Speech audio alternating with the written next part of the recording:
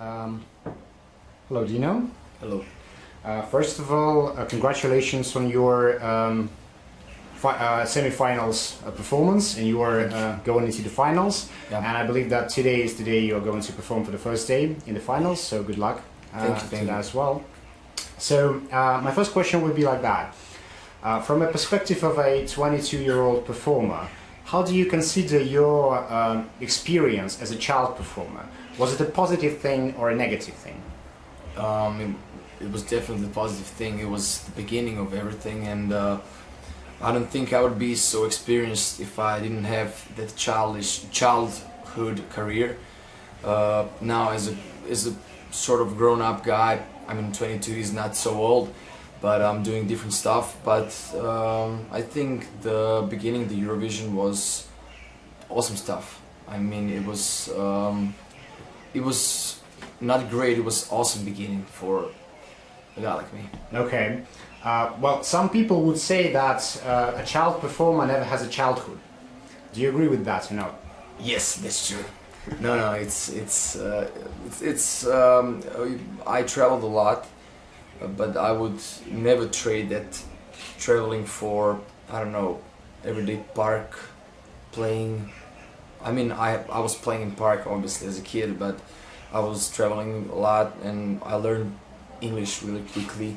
I met a lot of cultures, different cultures, different people. So I think it's definitely a positive thing. I wouldn't say I didn't have my childhood. Okay, so if you would have a child, you will have a child most likely, and if the child will decide to be a performer, would you support him or her? Of course, yeah. You would do I would that, be proud to do it. Okay, that's great. Your second album, as a sort of grown-up person, was called "Living My Own Life." Yeah. Does it hint in any way to that you was living not your own life before that? No, the quote from the song is, "I'm living my own life, I'm going my own way, and that's the way it is. You can't stop me from this." It's a sort of message which I am trying to. It's like spreading the word of being yourself and not thinking about the money and business that much. Of course, money is important, but when you're doing music, I think you should do it because of the emotion. I think the next one, or the next English album I'll be doing, will be also speaking of the lyrics, mostly about the spreading the word and about the life and about living the life your own way, and not being part of some machine that just wants to make you robot and just wants you to make money. Right. The reason I'm asking is that because you dramatically changed the style between your first album and your second album, right? Because the first album was kind of childish, and the second one was a rock album, quite interesting, quite. Yeah. I can see some differences in the sound and the ideas. Yeah. All right. So getting back to your victory at the very first Junior Eurovision Song Contest, what exactly did you win? I mean, not in terms of the popularity that you gained, obviously, but I mean, from the purely pragmatic point of view, did you get a record label contract or something like that? Did you get a contract with the guys who organized the Junior Eurovision or something like that? Contract with God. Contract with God, yeah. Yeah, I got the record label contract. I got a lot of gigs. It was sort of breaking the ice. It opened many doors. Still today, I'm doing right now in 2014. I'm doing much more heavy music, more sort of rock metal music, which is it's not popular currently in America, but in Croatia it's not popular at all. Right. It's like you can get really small gigs, and most of the people don't know that I'm playing that kind of music, because the media doesn't give space for that kind of artists. You just have pop and folk music, and that's it. We're like this, and sometimes I get gigs because they know me as Dino, who was winner of Junior Eurovision, and then I present myself in new way, which they probably don't like because they are all rock music, that's Satan. Let's just do pop music and be happy and everything. So what you're saying is still open the doors for you, right? It's Still yeah, continuing to do yeah, that. definitely. It was like Good. yeah. Yeah, all right. So about your popularity, which obviously grew from the moment you won the Junior Eurovision, did you get recognized on the streets? Did people ask you for an autograph or something? Croatia is not that kind of country where Right. where people come and can have an autograph. It's like Croatians are actually really like a jealous nation, which is problem why we don't have like a normal scene. We just have sort of those fabric machine type of artists, which they'll have the same manager that pulls them out and they are forgotten in 2 or 3 years. But yeah, people recognize me on the street. I can see while I'm walking because I have nothing to do and to look. But no, the thing with autographs, it's not like in America, like, oh, there, let's go and take a picture. No, it's not like that. So it wasn't a burden to you in any ways? No, being a star in Croatia, it's... Yeah, in the beginning the telephones were ringing so much, I could not sleep. but now it's different. Yeah, I don't know. When you the thing which is when you're in this kind of pop business, popular, Right. and I wouldn't consider pop as a genre. It's just popular music. Right. When you're on TV and when the media represents you, you get all these fans, which particularly are not fans. They're just kids who want to touch you because you were on TV, which is not a true audience, in my opinion. No offense to anybody, but if you touch somebody with your music, and if they come to you because of your music, not because they want to make out with you after your show because you're cute and because you were on TV, I think that's something that remains for. It's we all die sometime. We all die one day, and the thing is not. The important thing is we're not meant to live forever. But if our music stays, not forever, but for centuries, then we left something on this planet. Right. And that's what I want to do. I don't want to be like a model guy and leave my beautiful face for 3 years when I was 11 till I was 14, because it's so shallow. I think people look at music really shallow, and that is the problem. Okay. Have you been following the Junior Eurovision contest? I mean, after you won, obviously in 2005 your sister represented the Croatian, and in 2008 I believe, or 2009, I don't remember exactly, but you've been invited to Minsk actually to take participation in the group events or something like that. But are you following the Junior Eurovision in terms of, do you know who's performing, what songs are, stuff like that? To be honest with you, no. But I knew who won the Eurovision. The last winners I remember from the Eurovision were the guys. Bzikevi, yes. Bzikevi. From Georgia. From Georgia, that's right. Yeah. After that, I really... Because Croatia is not competing since 2006. Right. And we don't have... They don't even show what's going on. So if I want to, if I'm a fan of Jesk, then I have to search on YouTube, on Wikipedia to find out who the winner is. Right. And I'm in sort of different circles right now. Okay. Yeah. Okay. So but anyway, I mean, you've participated, you won the contest. Yeah. Is it somewhat? If you'd be in charge, what would you change about the contest, in any way? In any way, Yeah. I would definitely change the behavior of vocal coaches and parents to kids. I think it's some of those parents really not push. It's like radical behavior from parents to kids. Like, if you don't win, I'm gonna hit you. Really? No, it's sick. Those Right. parents are sick. No, it's really like the music should be joy, and you should perform because you love it, not because. I mean, everybody wants to win, obviously. Yeah.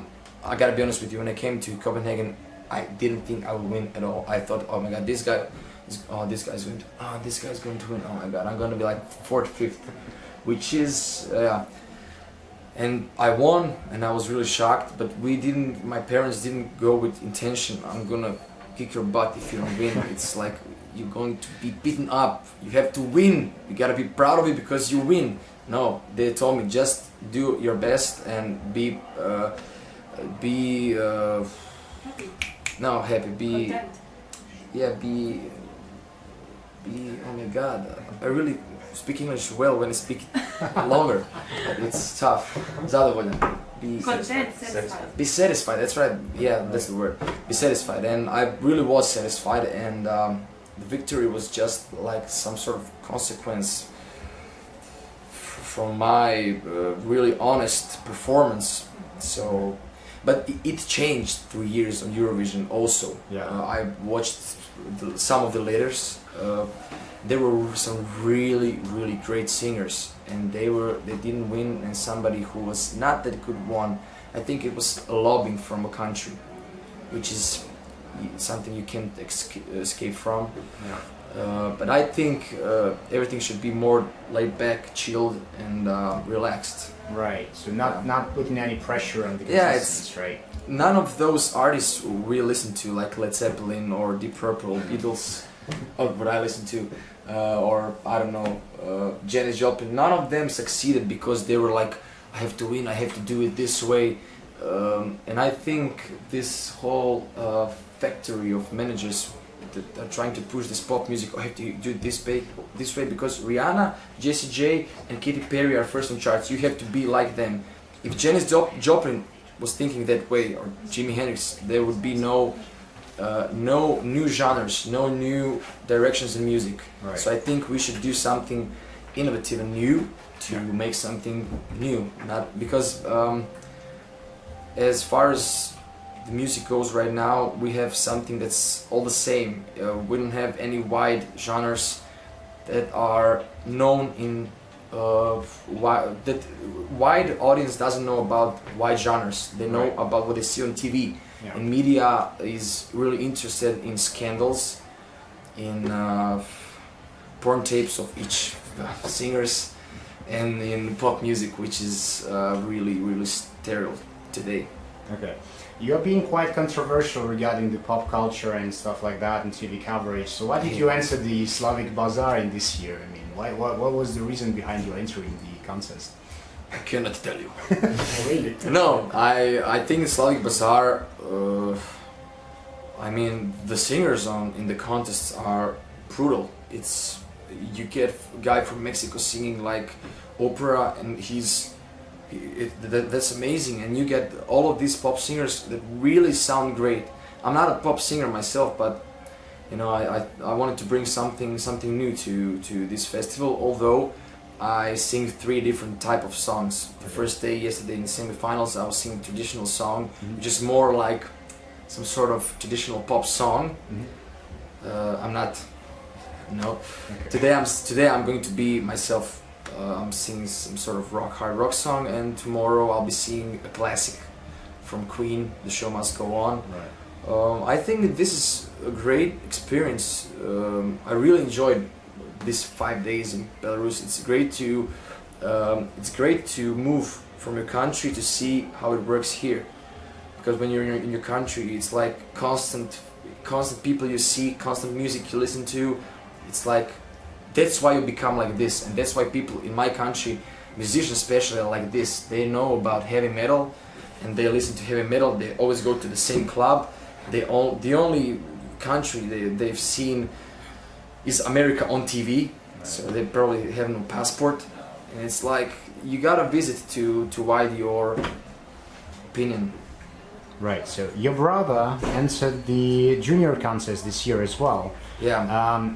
I want to say that he really resembles you in the childhood. I mean, Yeah, extremely totally. resembles you. Yeah, His- totally. His voice, his vocal manner is absolutely yours, and his stage appearance is yours as well. So my question is, have you been coaching him personally or something like? Have you given him any advice or something like that? About vocal manners, yeah. I didn't work with him at all, to be Right. honest with you. My sister worked with him. She's a great singer. She's just studying singing, opera, and choir. But this is my brother's second stage appearance he had in his life. So I'm really proud, because before I came to Eurovision, I was practically a built-up child singer, because I went in 10 festivals. I had a coach, vocal coach, but he just came, he just listened to me, he listened to the music I listened to, and he just started singing by himself. So what he did, it's all his work and a little bit of work from my sister and my parents. I was involved in doing his backing tracks, he's influenced by my music and by the music I listen to. He started listening to rock and hard rock, which is in his age really cool. He's also influenced by Neymar, the Brazil player, but it doesn't affect his singing at all. Yeah, but he's really great, and he's optimistic, and he's really spontaneous, which is when we watch him doing, it's like he's so funny. We always laugh when he's so spontaneous and confused in like a good way, and then the singing comes also, and you know, I'm really proud of what he has done in this festival. Okay. As far as we know, you study in the Zagreb Music Academy. What exactly do you study there? I'm studying musical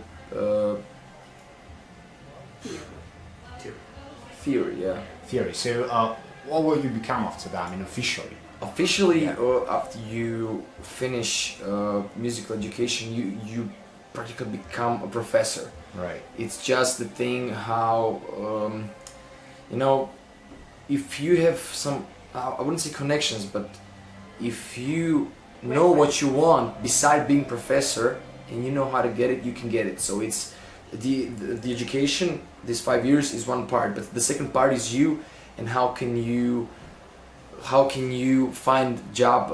I mean, it's like Experience. yeah. You have to No, it's experience references. yeah, the references and what you can show besides academy, what you also know. You have to show what you've learned on academy. You also have to show that you got something the others don't have. Like if you're good with working with kids, you're gonna get job more than somebody who doesn't have that attitude, like a professor. But I don't know, too much. I don't know. But it's okay, so I'll put it another way. So, who do you want to become? I assume that you want to be a musician, so you don't have any backup plan? Like doing accounting if you are not very popular or something like that? I will be professor. I'll be doing, I can teach kids Yeah. a lot of things connected to music, solfeggio, like harmony, singing also. Yeah.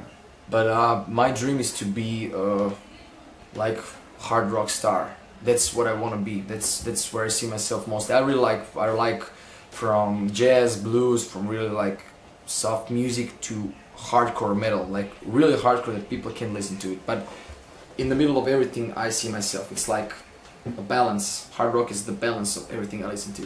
Okay. Can you tell us about your nearest musical plans? I mean, do you recording any album? Or do you do? Yeah, I was in 2 years ago in 2012. I was in South Africa working on a project album with a lot of different artists which are popular down there. With Mendoza rap artist, Dylan rock artist, one alternative metal band, one country duo. And we've done album which I wrote song for. I wrote 4 songs for the album, and the songs should come out. One of the songs will be released as my single. The video is in montage. Mm-hmm. Is that the word? Yeah, that's the word. That's the word. Okay. Thank you, Great Britain. It will come out in probably a few months, and I would really like to do an album, new English album to go out with. But I'm currently finishing my Croatian album because I haven't released Croatian album in 10 years. Yeah, I also thank you.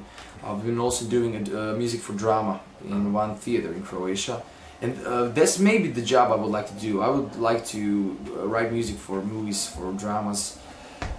You know, it's really good, and you can really, your character and what you feel and the kind of person you are can really come out inside the music you do. Right. Although it may not come out, it may not come out the way you want it because you have to write for something which is not connected to you, but it can also like fulfill the type of personality you are. This year, yeah, that's fine. This year at the adult contest, Sister Stolmachovi, who won the Junior Eurovision Song Contest, I answered the contest as well. What do you think of them? And if you saw them, I mean. I saw them. They're so beautiful. I could not believe my eyes. It's like I was watching. This girl looks so familiar to me, and then I saw them. The look. I've met them like 4 years ago. I was 17 then, 18, and now I'm 22. They're how old they are now? Yeah, I don't know, 17 or something. They're like that. 17 now. 17, 18, I think. Yeah. They're so beautiful. No, really, they're so wow, hot. Really? Okay. So my other question would be: have you considered trying yourself on the adult contests as well? Eurovision. Yeah. No.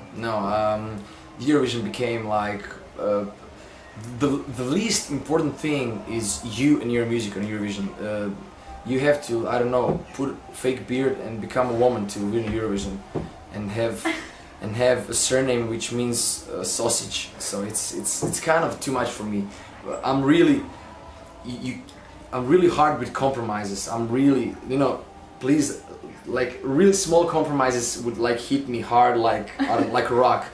But doing that kind of stuff, pretending to be a woman, wearing beard, or I don't know, it's like, It's just about being a freak, basically. It's not freak. about beard. I would be like embarrassed that. to go to audience, to like street, and there's, that's the guy. Oh no, it's like, it's so embarrassing. I would like to do my music and be myself as much as I can, so people recognize the real me. Because if they love you for the music you don't like, then they actually don't like you. So it's a lottery, it's a trick. I don't know. Thank you very much.